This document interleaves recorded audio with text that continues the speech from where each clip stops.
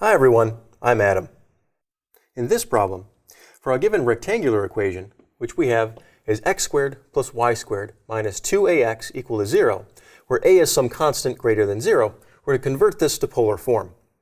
Now, when we look at converting rectangular equations to polar form, or even vice versa, we had these conversion equations before when we looked at coordinates.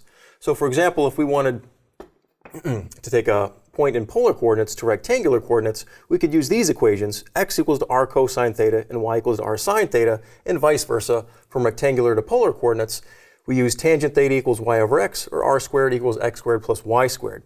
So that's with coordinates. But when it comes to equations, you can kind of mix and match or pick whatever you can from both sides of the fence. So you don't have to stick with one or the other. So for example,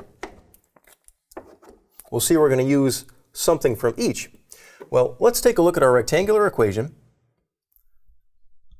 which we have as x squared plus y squared minus 2ax, say, equals 0.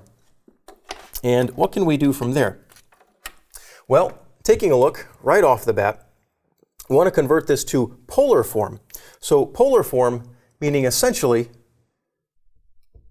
right, we want our x's and y's to be turned into r's and thetas, whatever we can get. So our x squared plus y squared, well, looking at this, r squared is equal to x squared plus y squared.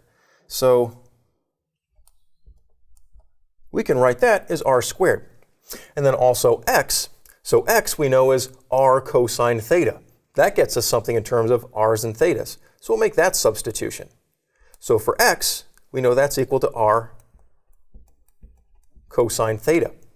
And so putting it all together, so rewriting this, we have, say, r squared minus 2a r, say, cosine theta. And that's equal to 0. Now, technically, we're done. We've transferred everything from rectangular form to polar form, like we said, r's and thetas. But traditionally, when you write a polar form of an equation, you want to solve it equal to r. So we'll take a few more steps and do that. So we see we have an r and an r squared. So an r can get factored out. So we have, we'll bring an r to the outside. So we have r times r minus 2a cosine theta, and that's equal to 0. And one more step. Solving for r, we can divide both sides, say through here by r. And so 0 divided by r is 0, so that's going to leave us, say, with just r minus 2a cosine theta, still equal to 0, and we can add our 2a cosine theta to the right-hand side, so we get r is equal to positive 2a, say, cosine theta.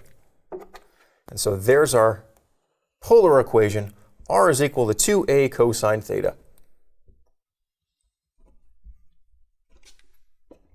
There we go. Thank you very much.